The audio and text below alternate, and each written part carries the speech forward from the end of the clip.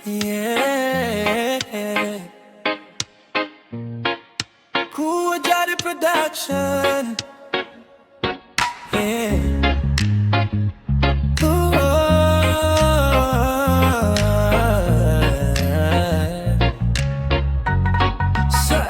Sa kalsada siya naglakaw, kamera ang kauban. Mga istorya sa syudad, iyang gi-capture tanan. E pangangalan, pero mas labaw ang misyon.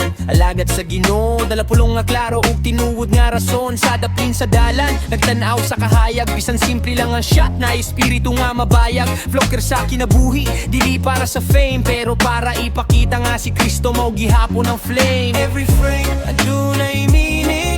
Every step na i-calling. Sa kalibutan nga saba, siya nagdala og paglaom nga hinay-hinay mo uli og dala. E pong naglakaw sa kahayag, sa kalsada nagdala og grasya ug pag-asa. E pong dili ng kamerang dala, apan pulong sa Ginoo nga dili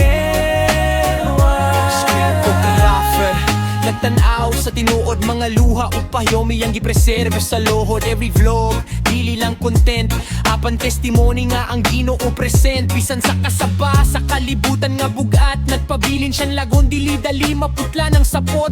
Kaya ang iyang identity, dili sa likes makita, apan sa pag-alagad nga tinuod ug dako ang gasa.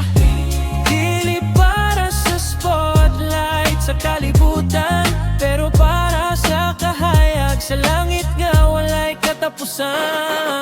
E pong naglakaw sa kahayag, sa kalsada nagdala og grasya ug pag-asa.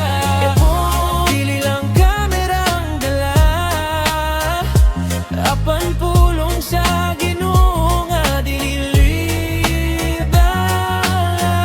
mapula ng kalibutan siya makpadayon. Kayang iyang kusog dili sa tawo kundi sa misyon. Every shot, every prayer, every step nga lisod. Ginoo iyang kuyog, maui iyang tinubdan sa paglaom mo kusog. Kuha Jari Production. E pong liwanag sa kalsada, alagad photography, tutudlo sa paglaom. Yeah.